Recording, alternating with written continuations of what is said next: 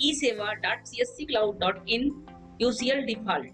ये वाला लिंक मैं डाल दूंगा और इस पे आप क्लिक करके, इस लिंक पे आप क्लिक करके इस पेज पे पहुंच जाएंगे। दोस्तों आपको डिजिटल सेवा पोर्टल के साथ आपको लॉगिन कर लेना है। लॉगिन करने के बाद यहाँ पे आपका सीएससी आईडी और आपका डिजीमेल ऑलरेडी लिखा होगा। यहाँ से आपको प्रोसीड कर जाना है। प्रोसीड करते ही आपके सामने पूरा फॉर्म खुल जाएगा। इस फॉर्म को पूरी तरीके से आप फिल कर लेंगे।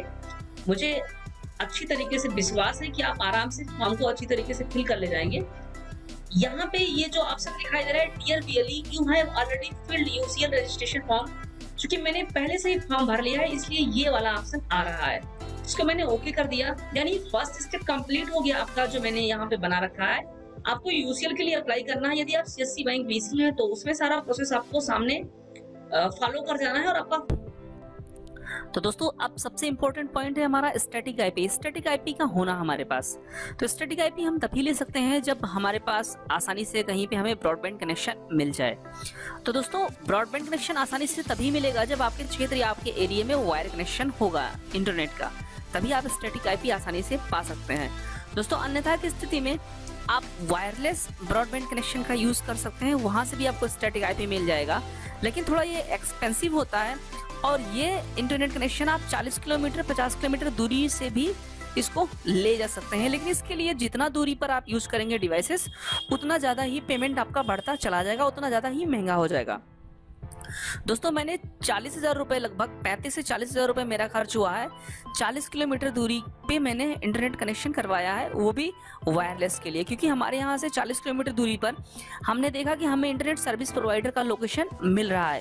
मैंने कैसे फाइंड किया वो मैं आपको बताने जा रहा हूँ। तो देखेंगे, चलते हैं वेब ब्राउजर की तरफ। यहाँ से फर्स्ट स्टेप हमने कंप्लीट करने के बाद यहाँ पे आपको गूगल में टाइप करना है माइक्रोटिक लाइट 5 इमेज। दोस्तों ये कैसे काम करता है सबसे पहले हम ये देखेंगे। ये जो डिवाइसेस सारी दिखाई दे रही हैं आपको, बहुत सारी डिवाइसेस होती हैं।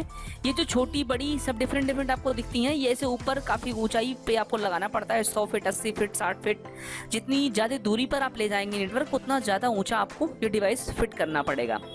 मैंने दोस्तों इसे 110 फीट ऊंचाई पर बांधा है 40 किलोमीटर दूरी के लिए। बाकी अगर आप 10 किलोमीटर 15 किलोमीटर या 7-8 किलोमीटर के रेंज में ले जाना चाहते हैं तो आप 50-60 फीट पे भी यूज कर सकते हैं। दोस्तों अगर आप 5-6 किलोमीटर के रेंज में यूज करना चाहते हैं तो आप इस प्रकार से छोटी छोटी डिवाइसेस जो आपको दिखाई पड़ रही हैं, ये छोटी डिवाइसेस को भी आप यूज कर सकते हैं और इससे आपको कनेक्शन मिल जाएगा। दोस्तों मैंने जो डिवाइस यूज किया है वो मैं आपको दिखाऊंगा, लेकिन उससे पहले मैं आपको समझा देना चाहता हूँ कि अगर आप 40 किलोमीटर 30 किलोमीटर की दूरी पर कनेक्शन लेना चाहते हैं तो आपको जो यहाँ पे दिखाई दे रहा है पॉइंट टू पॉइंट नेटवर्क, इस तरह से आपको नेटवर्किंग करवाना होगा।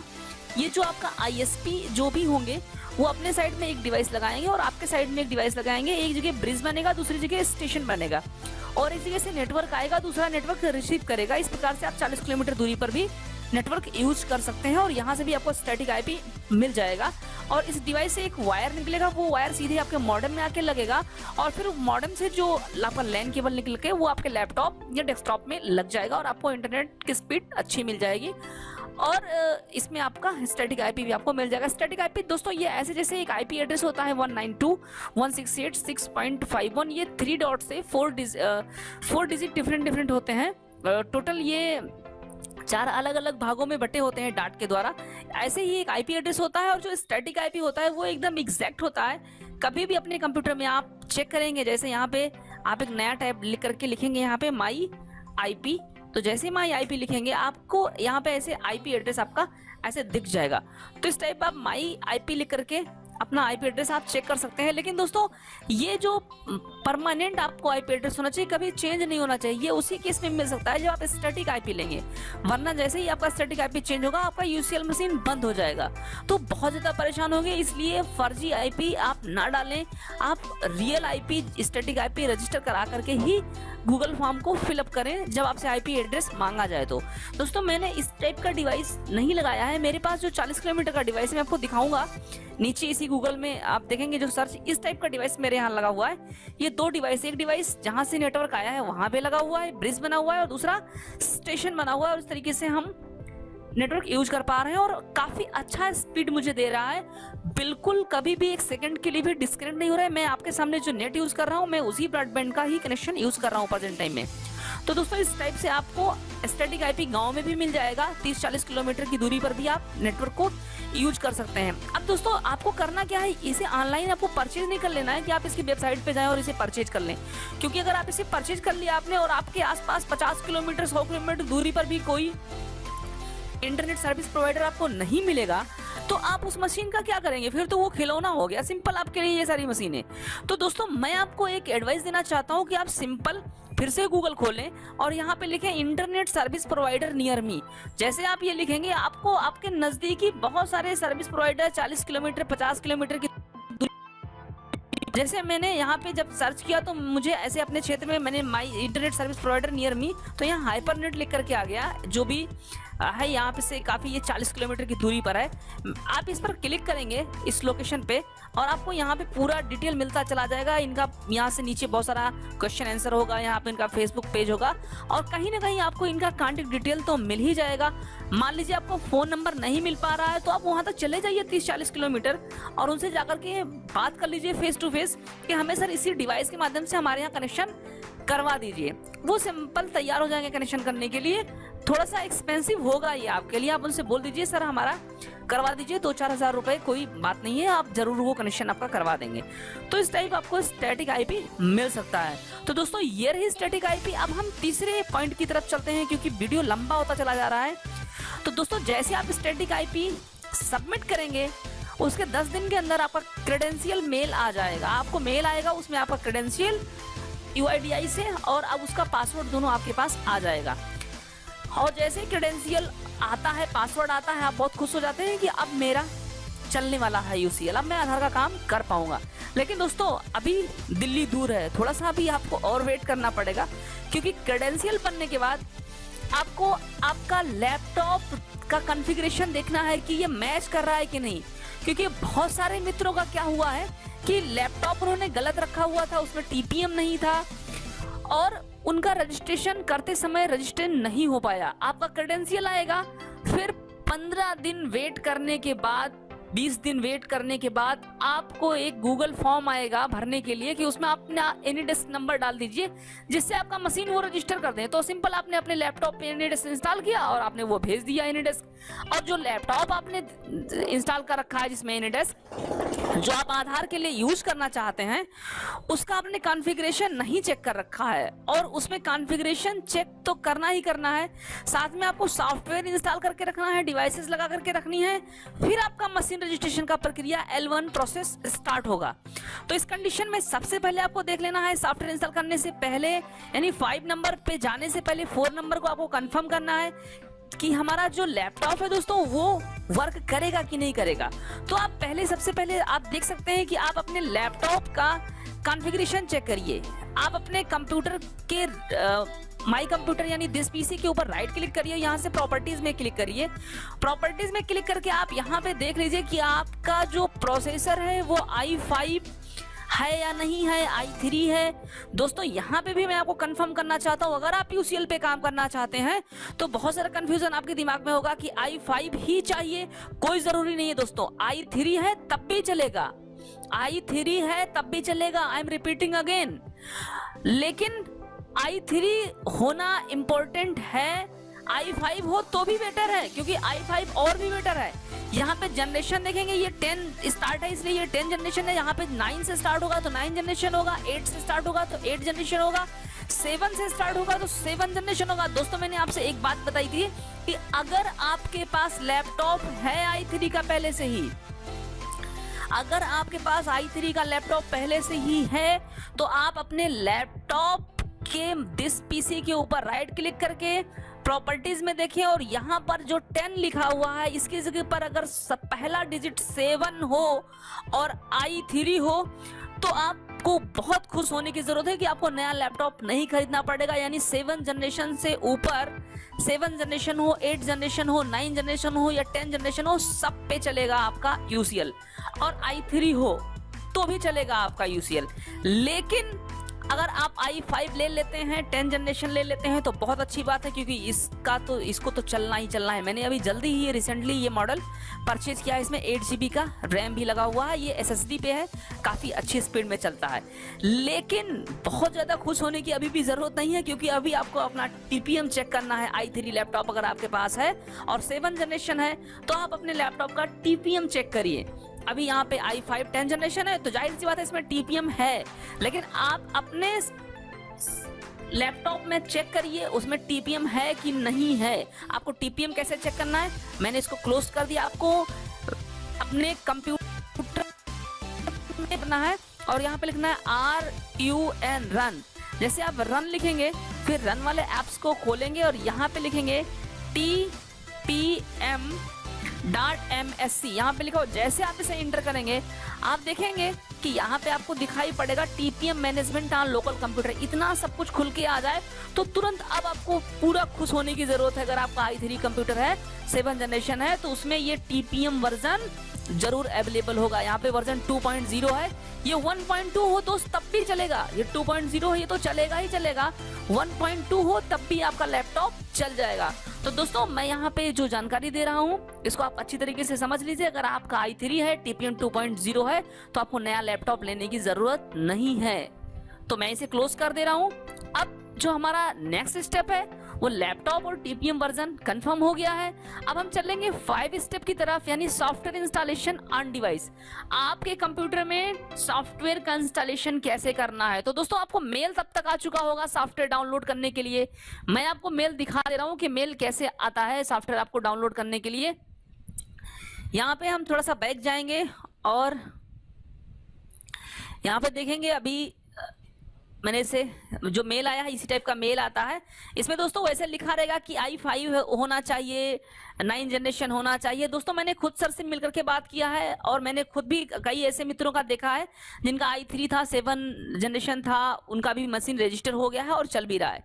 तो दोस्तों ये यहाँ पे दिया गया है, इसमें पूरा कॉन्सेप्ट इसमें बताया गया है, आप इसे पढ़ भी सकते हैं। तब तक ये मेल भी आपको आ जाएगा और यहाँ से सॉफ्टवेयर आपको डाउनलोड कर लेना है। जब ये सॉफ्टवेयर आप डाउनलोड कर लेंगे 3.3, 4.2, 0.85.1, तो ये सॉफ्टवेयर आपके पास डाउनलोड हो जाएगा और ये आप किसी ड्राइव में अपने रख लीजिए।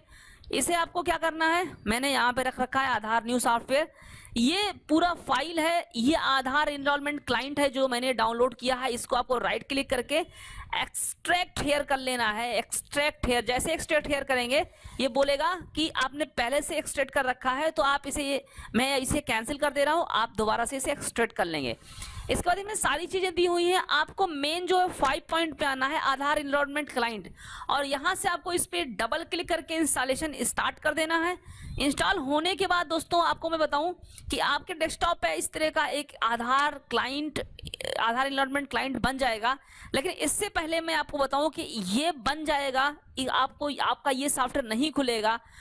जब तक नहीं खुलेगा, जब तक आपकी मशीन रजिस्टर नहीं होगी। लेकिन उससे पहले रजिस्ट्रेशन की प्रक्रिया में आपको क्या करना होगा, क्योंकि मैंने सब कुछ कर रखा है इसलिए मैं थोड़ा जल्दी जल्दी बता रहा हूं, आप ये सब कर लीजिएगा। जब मशीन रजिस्टर हो जाएगा तो एक ये सॉफ्टवेयर आपके सामने डेस्कटॉप पे आ जाएगा और दूसरा ECA। तो ECA ऐप आपके सामने, ECA में आपको सारी फाइलें आपको अपलोड कर देनी है। तो मेरे सामने ECA का एप्स खुल रहा है, ये आपको कर लेना है कंप्लीट। इसमें आपको अपना user ID credential file select करना है। लेकिन ये क्रेडेंशियल फाइल तभी आप सेलेक्ट करेंगे जब आप क्रेडेंशियल फाइल आपका एक्टिवेट होगा। तो क्रेडेंशियल फाइल आपको एक्टिवेट कैसे करना है दोस्तों, ये मैं बताऊं। यहाँ पे क्रेडेंशियल फाइल आएगा ही नहीं, कोई भी क्रेडेंशियल फाइल नहीं आएगा जब इसे पहली बार आप खोलेंगे। तो आपको क्या करना होगा, अपने कंप्यूटर में जाना होगा। इसको मैं थोड़ा नीचे कर दे रहा हूं और यहाँ से जो आधार न्यू सॉफ्टवेयर आएगा, जब ये पूरा आप खोलेंगे तो यहाँ पे प्रॉक्सी एंड यूजर क्रेडेंशियल लिख करके आएगा। आपको ये यूजर क्रेडेंशियल और यूजर क्रेडेंशियल का ये जो दोनों फाइल है, ये यूजर क्रेडेंशियल, इन दोनों को आपको कॉपी कर लेना है। और कॉपी करने के बाद अपने C ड्राइव में जाना है आपको, और फिर UIDI अथॉरिटी में जाना है, और फिर आधार एनरोलमेंट क्लाइंट पे जाना है, और फिर इसमें आपको फिर यहाँ पे आपको ऊपर ही नहीं पेस्ट कर देना है दोस्तों। आपको यहाँ डाटा वाला फोल्डर दिखाई दे रहा है, डाटा फोल्डर में जाएंगे तो ये ऑलरेडी मैंने दोनों फाइल पेस्ट कर रखा है। जब ये दोनों फाइल आप यहाँ पे पेस्ट करेंगे तभी ECA में जो ये ECA विंडो खुलेगा, इसमें तभी आपका नाम आएगा। और यहाँ पे मैंने यूपी करके लिख दिया और यहाँ से हम यहाँ पहला वाला अपना जो मेरा आईडी है, मैं अपना आईडी डाल रहा हूँ। इसको जैसे मैं डालूंगा मेरा नाम यहाँ पे आ जाएगा ऑलरेडी। फिर ऑपरेटर आईडी, यहाँ पे आपको अपना आधार नंबर डालना है। ये सब कुछ डालने के बाद आपको लॉगिन कर देना है। जैसे लॉगिन करेंगे इस तरह से आपका फाइल खुल जाएगा। ये मशीन मेरी रजिस्टर हो चुकी है, मैं आपको यहाँ पे दिखा रहा हूँ। This copy of enrolment client is register. ये मेरी मशीन रजिस्टर है इसलिए ऐसा दिखाई दे रहा है। आप जब इसको ओपन करेंगे तो यहाँ लिख करके आएगा this copy of enrolment client is not register. यहाँ पे नॉट लिख करके आएगा। आपको यहाँ पे क्या करना होगा, लोकल एनरोलमेंट में जाना होगा और उससे पहले आपको डेटाबेस मैनेजमेंट अपना कर लेना होगा। यहाँ पे डेटाबेस मैनेजमेंट पे आप जाएंगे और यहाँ इंपोर्ट रजिस्ट्री डाटा लिखा हुआ है। आप यहाँ पे क्लिक करके अपनी रजिस्ट्री डाटा को यहाँ से इंपोर्ट करेंगे। ये फाइल जो मैंने अभी आधार एनरोलमेंट क्लाइंट जिस ड्राइव में मैंने रखा है उसको ओपन करना है। तो आधार न्यू सॉफ्टवेयर यहाँ पे मैंने इंटरनल रखा हुआ था।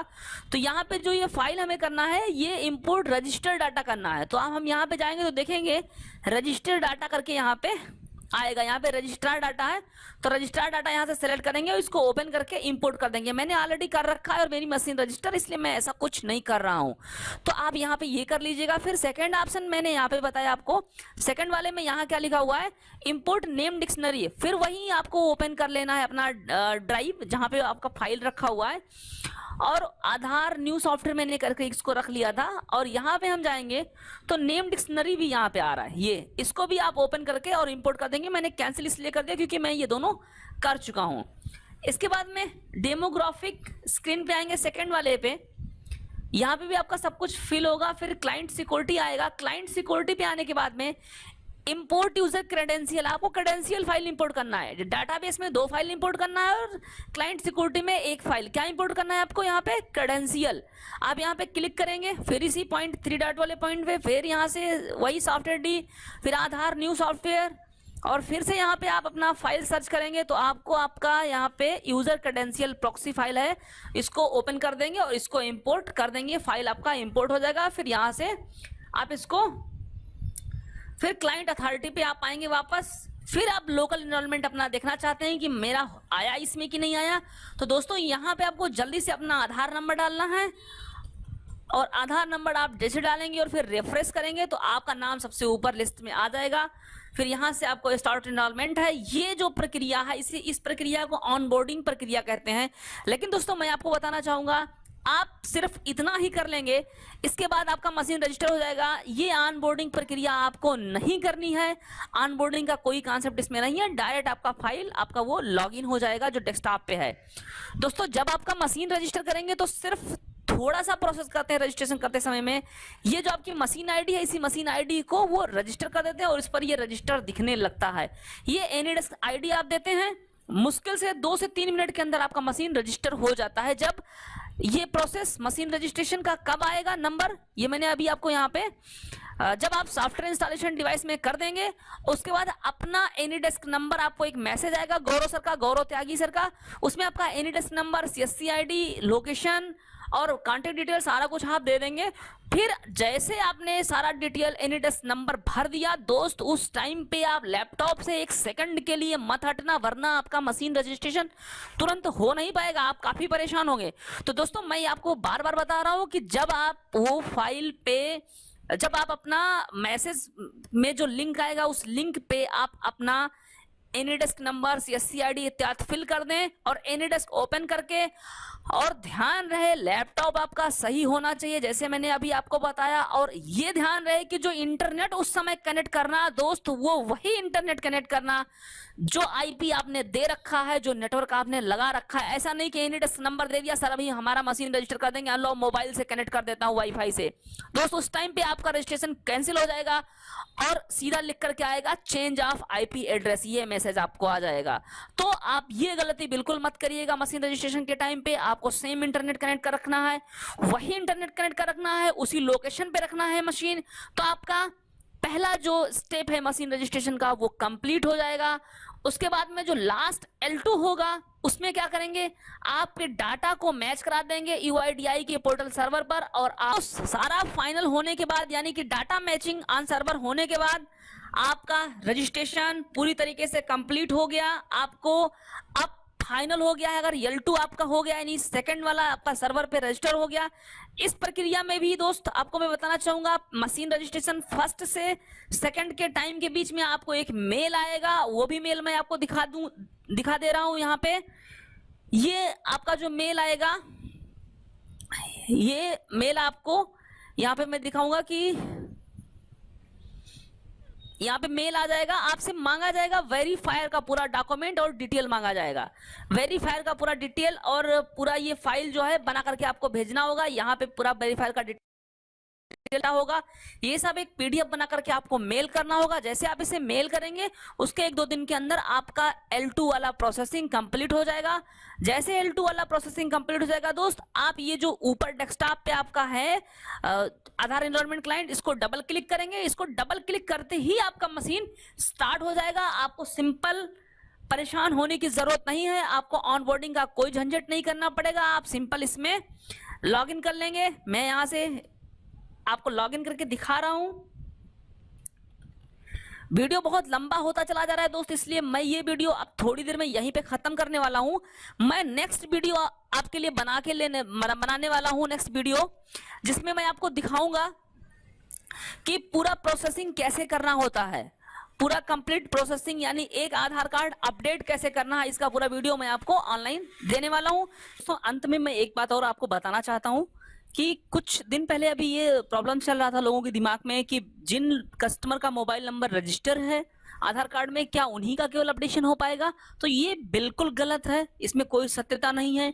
अगर यूसीएल है तो अगर मोबाइल नंबर आदमी का रजिस्टर्ड ही है तो वो एड्रेस तो खुद से चेंज कर लेगा हमारे पास, या यूसीएल सेंटर पे जाने की जरूरत क्या है, उसे आधार सेवा केंद्र पे जाने की क्या जरूरत है? दोस्तों, अगर किसी का मोबाइल नंबर रजिस्टर नहीं है तो आप उसका मोबाइल नंबर भी रजिस्टर कर पाएंगे, उसका डेट ऑफ बर्थ, उसका नेम, यानी कि जो भी चीजें चेंज करनी है, करेक्शन करनी है, आप सारा कुछ कर ले जाएंगे। मोबाइल नंबर आप खुद रजिस्टर कर देंगे यदि किसी का रजिस्टर नहीं है तो। चैनल को सब्सक्राइब करना मत भूलिएगा। यहाँ पे मैं दिखा देना चाहता हूँ, ये मशीन मेरी पूरी तरीके से रेडी है। यहाँ पे फिंगरप्रिंट डिवाइस कनेक्टेड है, आइरिस डिवाइस कनेक्टेड है, प्रिंटर कनेक्टेड है। ये लोकेशन डिवाइस अभी निकला हुआ है, क्योंकि लोकेशन डिवाइस यहाँ ऑलरेडी मैंने ये लोकेशन इसको सेव करा दिया है। लोकेशन डिवाइस दोबारा से लगा करके अपडेट करेंगे तो ये लोकेशन डिवाइस भी यहाँ पे बताने लगेगा और फिर यहाँ से आप एनरोलमेंट स्टार्ट कर सकते हैं। थैंक यू दोस्तों, वीडियो अच्छा लगा हो तो लाइक जरूर करिएगा, चैनल को सब्सक्राइब कर लीजिएगा क्योंकि मैं बहुत सारे इंपॉर्टेंट वीडियोस आपके लिए लेकर के आऊंगा। अगर आप सीएससी वीएलई हैं तो चैनल आपके लिए बहुत इंपॉर्टेंट है, क्योंकि मैं प्रिंटर से रिलेटेड बहुत सारी वीडियोस आपको देता रहता हूं। आपके प्रिंटर कहीं भी बनवाने ले जाएंगे, 1000-2000 रुपए दे करके आएंगे, खुद 2 मिनट में ठीक कर लेना होता है यार, जस्ट कुछ प्रॉब्लम नहीं है। बस आप हमारे साथ बने रहिए हमेशा हमेशा के लिए। चैनल को सब्सक्राइब करना बिल्कुल ना भूलिए। मिलता हूं अगले वीडियो में कुछ नए टॉपिक के साथ। Thank you.